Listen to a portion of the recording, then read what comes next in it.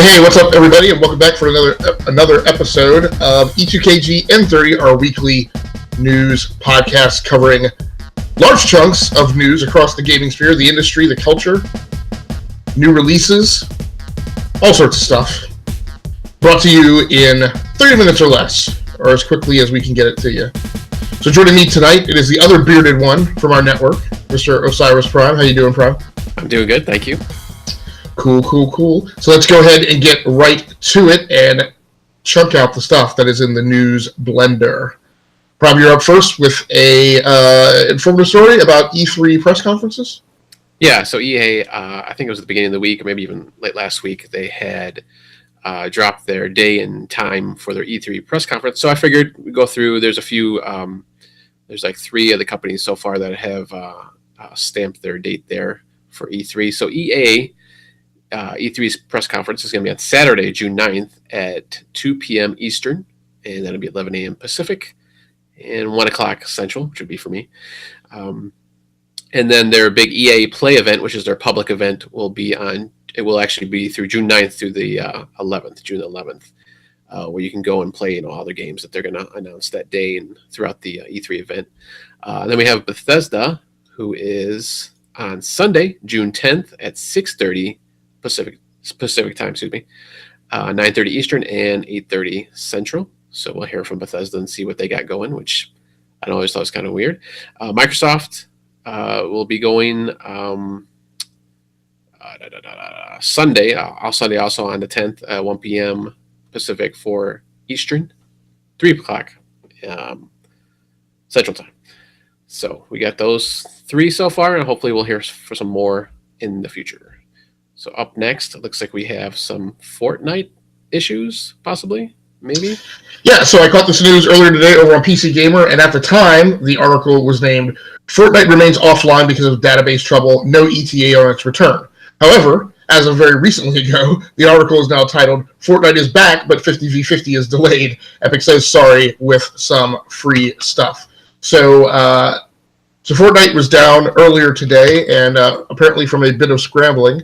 The header of the article now reads, Update, Epic has sounded the all clear on Fortnite, but the 50v50 limited time mode that was meant to be live today has been pushed back to next week.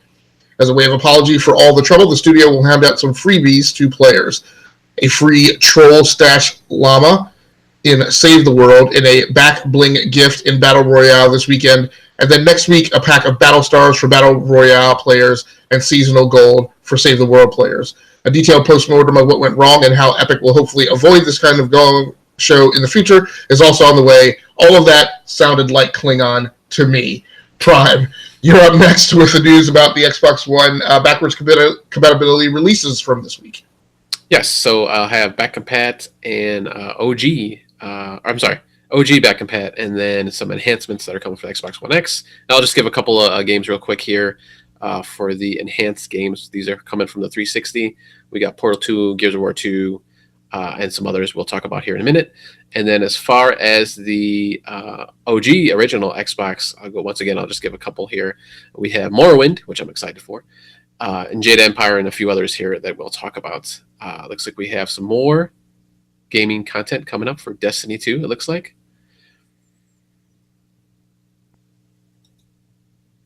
Maybe? Yes, sorry.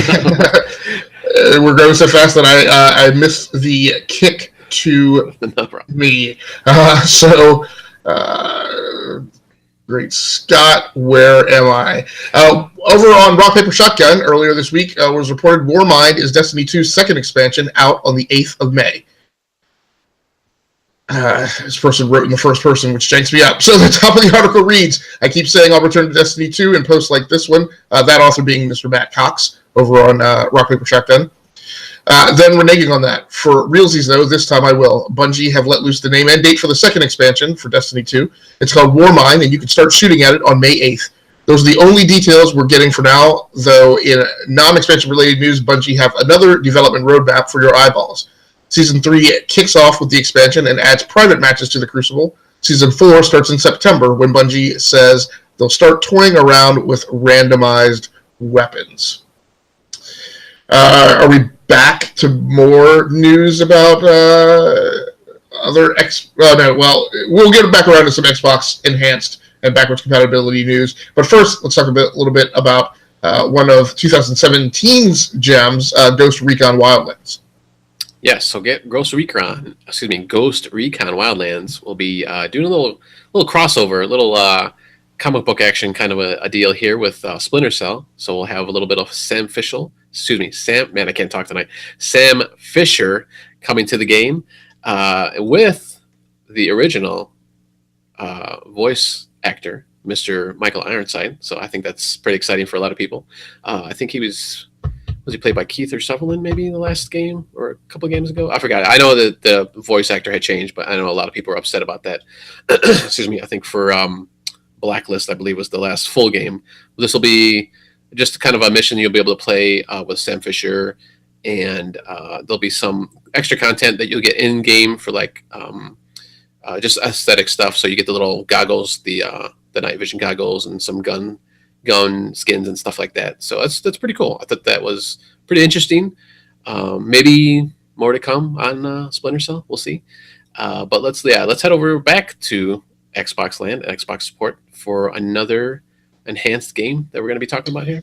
Yeah, so just to prove that Prime is not the only one who gets to report on Xbox around these here parts, Red Dead Redemption gets its first big graphics improvement with new Xbox One X support. This is from a post over on Games Radar. 6 new 360 games are getting X enhancements, and 19 more original Xbox games are coming too. Red Dead Redemption will get its first significant visual upgrade when a new slate of Xbox One X enhancements roll out for backwards compatible games. Those being the aforementioned ones that Prime included in the rundown for us earlier this segment.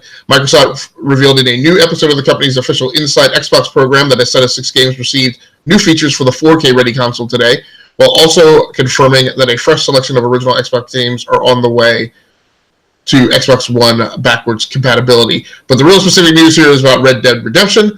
Since Red Dead Redemption only ever came out on Xbox 360 and PlayStation 3, it never got the benefit of next-gen graphics or the scads of unofficial visual improvement mods that are available for other Rockstar games like GTA 4 and GTA 5 on PC. Exploring the Old West again with improved visuals on Xbox One X sounds like a nice way to pass the time until Red Dead Redemption 2 arrives this fall. And that's going to do it for all the news stories that we have in the News Blender. Let's skip the doodaloo on over to the discussion segment. So, Prime, did you play Ghost Recon Wildlands? Just like the beta when they had it, whenever like a month or two before it came out. Okay, so I mean, why did this particular news story catch your eye? Was it because is it more so an affinity for Splinter Cell than Ghost Recon Wildlands? I think it was more just because it was just 2 major brands coming together, which I don't know if we've really seen before. I guess they kind of had what was that RTS they kind of had back in the day, a few years back? I can't remember. Ubisoft had done, and I think there was they kind of mixed. Ghost Recon and Splinter Cells and some of the other properties kind of together. I forgot, Future War or something like that. I can't remember what it was. I think they kind of blended stuff together there, but that was, like big overview map, RTS style. And this is, it's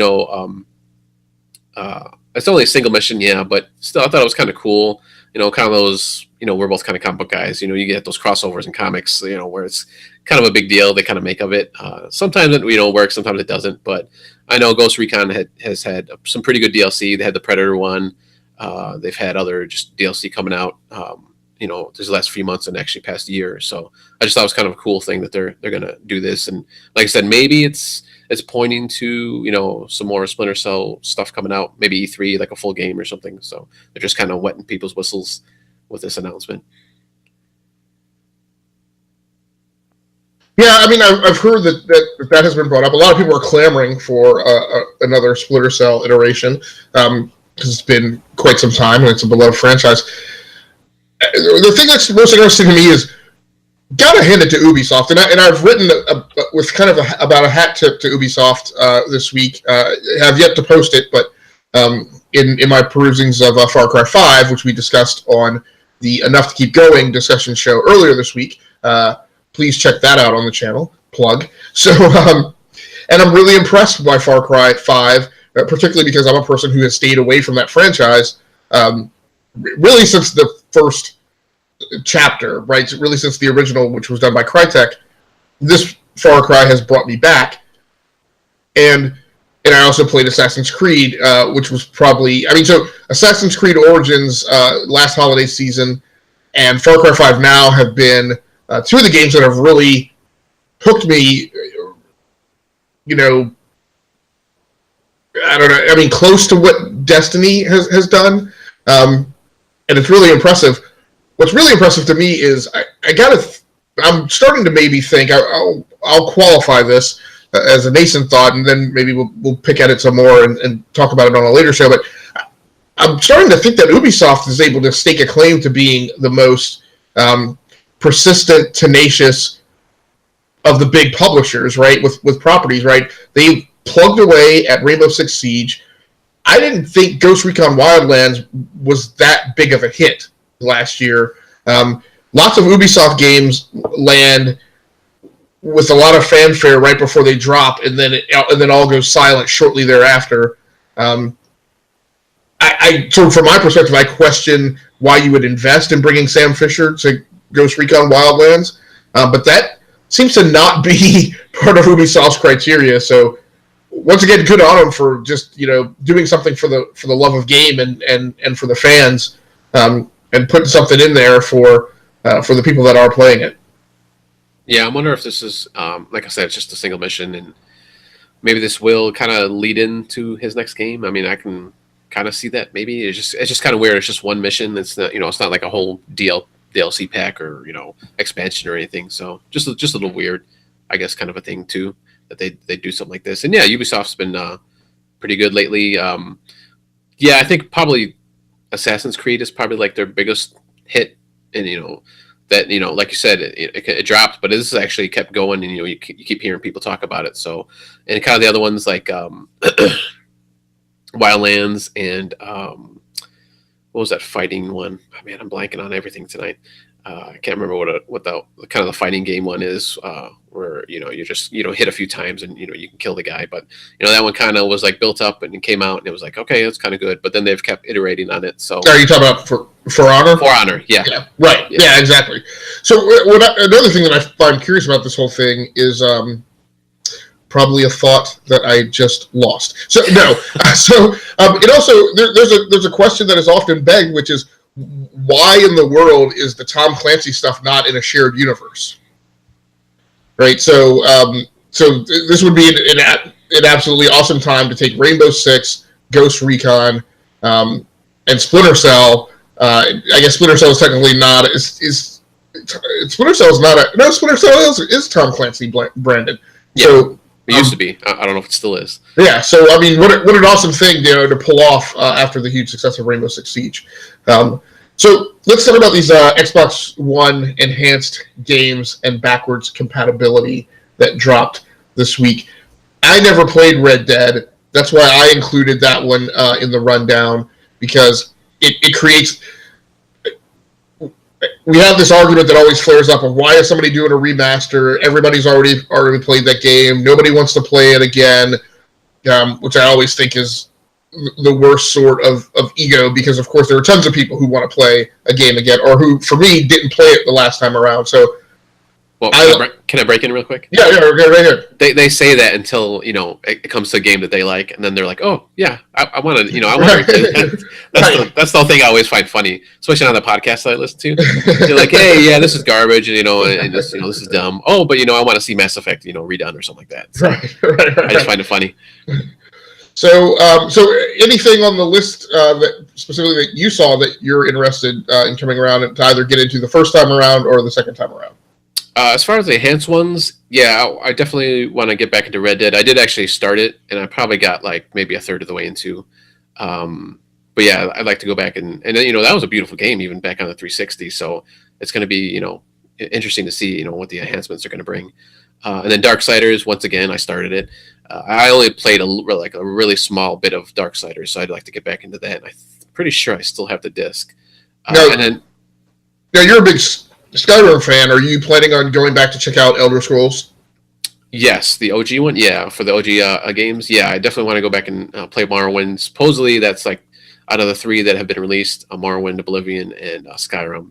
I guess that's like the I don't want to say the best, but I guess it had like a lot more stuff in it, and you can do a lot more things. I think it was more RPG-y, for lack of a better word. Yeah, that's definitely got to be a matter of personal taste. Morrowind was actually the game that turned me off of the Elder Scrolls series. There you go.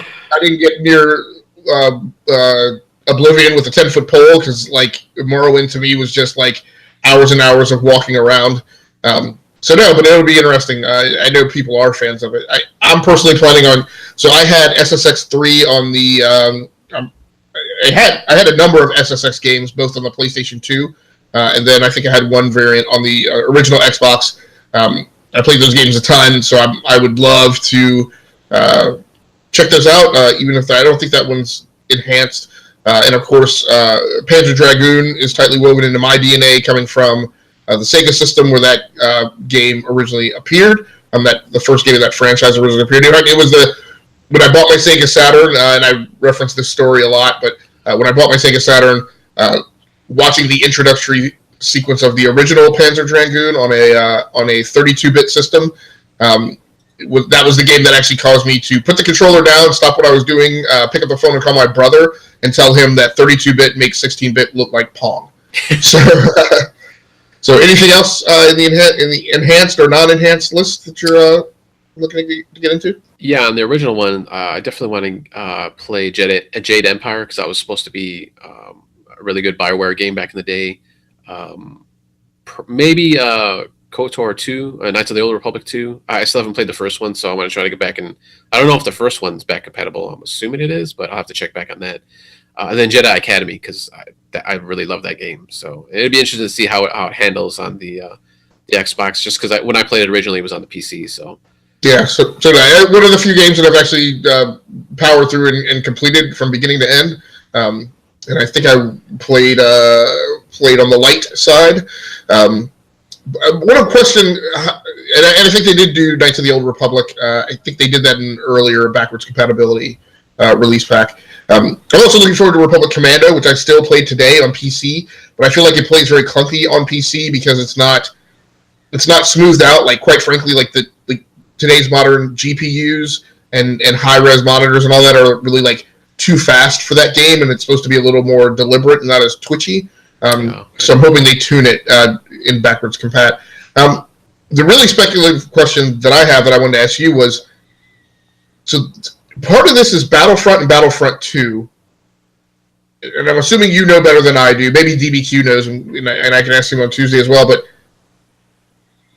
are they planning on putting multiplayer servers? Like, I don't know why you do Battlefront and Battlefront 2 if you're not going to set up multiplayer servers to support those. Yeah, I was actually wondering that myself when I was watching. Watching the Inside Xbox, and they were showing these games. Excuse me, and they didn't mention anything like that. So I don't know. I would think they would. I mean, I know on the PC they've brought back up the servers on the PC side for those games, or at least for 2. I'm not sure about the first one. So maybe at least for 2 they can get those going. But yeah, it's just kind of weird. And I'm trying to think if there's any other. I think Jedi Academy had a multiplayer, at least on the PC it did, but that might have been a mod. I'm not really sure. I can't remember now because it's been so long ago. But yeah, it'd be interesting to see if they bring back those servers, and I'm assuming they're going to have to, because I don't remember exactly, because I only played 2, and that was like always at a friend's house. So I don't know if it actually had a single player game. So it would just be kind of weird if it didn't. I guess you're fighting bots. I suppose you could do that. But yeah, it'll be interesting to see how that goes. And just one more thing on those original Xbox games, because I was watching that show.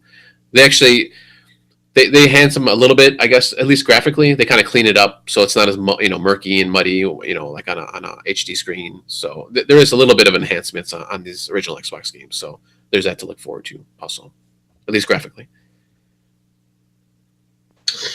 Yeah, so Destiny 2 releasing its second expansion.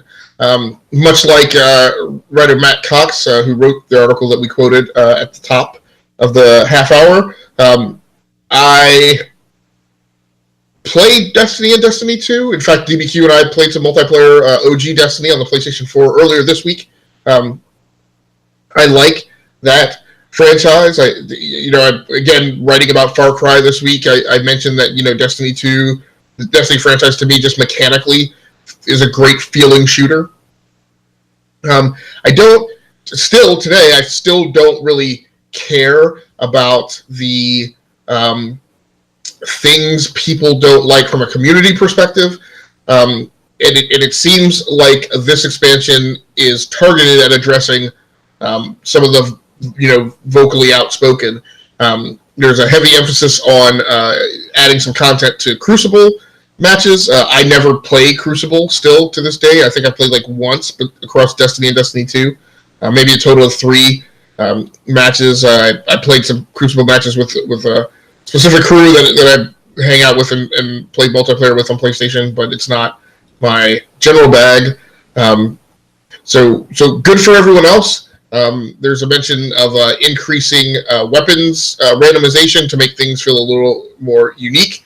I never really needed or expected anything that much more from Destiny gun porn than kind of what we already had at the level in Borderlands. So I've always been satisfied with it because I'm not dumping 40 hours a week into one game, trying to eke out every rare combination of color, attachments, perks, whatever associated with weapons. I know, Prime, you have yet to step into Destiny. This is yet another feather in the cap of the DLC. I think you've mentioned that, from lessons learned, kind of observing from the outside on OG Destiny, that there might be a point where there's enough DLC released and a sale where you get all of it at once that it might convince you to jump in. Is 2 expansions, gonna cause you to give that more consideration? Maybe. If the price is right. We'll see. Actually, I've seen the base game pretty low last month or two. So I think it's like $25 or something like that, 26, something weird like that, but I don't know. Well, and I really want to ask you: is it really the price in another game that doesn't appeal to you entirely, or is it more an issue of opportunity cost now these days that you are spending a large chunk of time playing PUBG? That's kind of your core gig. Yeah, I think it's the latter there, just because I'm just always playing PUBG right now, and I'm trying not to buy as many games as I was last year, especially with the Switch coming out. And it's a little bit better now on the Switch because we don't have as many big releases as we did last year, so it's a little bit easier. So I'm just kind of waiting and seeing. Cool, very cool. So the next thing when we wanted to talk about in a little more detail was the problems with Fortnite. Now, did you keep an eye on this? Because I think you've also mentioned that if you're going to supplement your PUBG play, Fortnite is a strong candidate, or are you already doing that? Yeah, I do that every once in a while. I'll still jump back into Fortnite every so often, just to get some a little different than PUBG. But I didn't really follow this too much today, so I didn't get a chance to. Yeah, so I'm certainly not an expert on the sequence of events, but I guess they were in the midst of doing a content update, which would add some variations in gameplay. A special type of grenade and replays were implemented in a deployment last night, but there was a database failure, and apparently it was maybe a database that was associated with people's with the authorization and access framework. Maybe the table of usernames and some of their associated credentials and account information. That was causing the system to become flummoxed, and people were having problems logging in. So Epic took the game offline, and that problem persisted until through 11 a.m. this morning. So they took it offline last night. Excuse me, it was still late this morning before they restored it. It looks like they may have gotten it back early to mid-afternoon. So it looks like about a 12-hour outage. So I'm sure SwissGuard might take a look at this as well, and I'm sure he would say the same thing. We all try to be understanding and sympathetic, but I have a hard time understanding how you roll an update out into production and suffer a database failure that you don't have a backup or a copy or something of that you can't instantaneously restore or go through a rollback procedure. Now I know some of this newfangled DevOps processes and stuff say that, ideologically there are no rollbacks, that, if you deploy and something's bad, you just suffer and deal with it until you get it fixed. So I don't know if that was part of this formula. But yeah, it's a little, I fail to comprehend how something like this could occur that would lead to a 12-hour outage. Yeah, you figured they'd have at least some kind of backup. I mean, at least, maybe a couple hours down, that's fine. But 12 hours, that's a pretty long one. Yeah. Just from my experience and, my job and, obviously it's different for everything, and maybe it's a little different because, this is, a huge game and all that, but it just seems like a huge downtime. But, it was 11 a.m. this morning, you said? Maybe so the kids are able to actually do some schoolwork now instead of playing Fortnite. Right. Yeah, I don't know. I can see that there may have been business reasons though. Like I said, DevOps, part of that philosophy is that you don't roll back. I can also see that there was a push maybe to get it fixed in prod before they would go into the weekend. And there may have been a fear that by the time you roll back, that didn't give you enough runway to figure out what the problem was and get it fixed. If you had to step back, to the test environment and try and do all that troubleshooting. So I don't know. You got to test people. You got to test. Right. So anything additional we need to talk about the E3 press conferences that you put? I was kind of putting the social media at the time. So can you? You don't need to go through the specific times, but do you have it written down in a way that you can just step through the sequence as far as, what order they're going to go in? I know EA is supposed to be like 11 o'clock Saturday morning? Yeah, EA's first at 11 Pacific, Bethesda and Microsoft on Sunday. Okay. 6:30 Pacific, Bethesda, and then 1 o'clock for Microsoft. So far. Okay. That's all we got. That's all we know. Nothing for Sony or Nintendo yet, so I'm sure those will come out fairly soon. Yeah, Sony is generally the Monday, and then Nintendo, we usually do a Nintendo Direct on that Tuesday. Yeah. Yep. And then I guess Ubisoft too usually has theirs, so I think that's all. I think that's it. As far as like big conferences, and then obviously everybody else shows off their stuff during the week. So right. Well, Activision will do one also, right? Oh yeah. Does Activision have a what? I don't know, because I know they usually just show like Call of Duty and like they'll pick they'll pick like Microsoft or Sony or whatever to. Well, they definitely did, right? What else? So they have. I guess it was EA who showed Anthem, who didn't show Anthem at their press conference, but showed it. Microsoft. Showed it at Microsoft's, yeah. Yeah, first, so, yeah. So, I mean, good. I mean, we knew they were going to have conferences. We knew they were going to have to be in a certain order. So, yeah, it's good that the stuff is coming out, though. I'm particularly excited about E3 this year, and actually, the part of your story highlights what I want to see, because I'm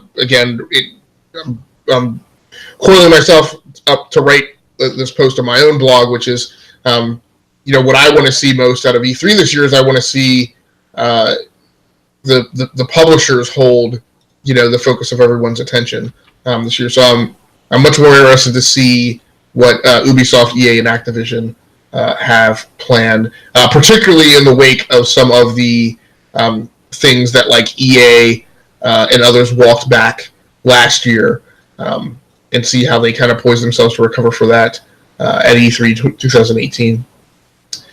So we have discussed every news story that we had in the rundown. Anything else, Prime, that you need to mention before we get out of here? Nope. That's it for tonight. All right, so for everybody else, catch up with us on Tuesday night at the same time, roughly 9:15 p.m. Eastern, on the Enough to Keep Going weekly games talk show. That will be another discussion episode after we just wrapped up our gamer experience episode for the first half of April last Tuesday. That That is posted both on our YouTube channel and also over on our SoundCloud feed.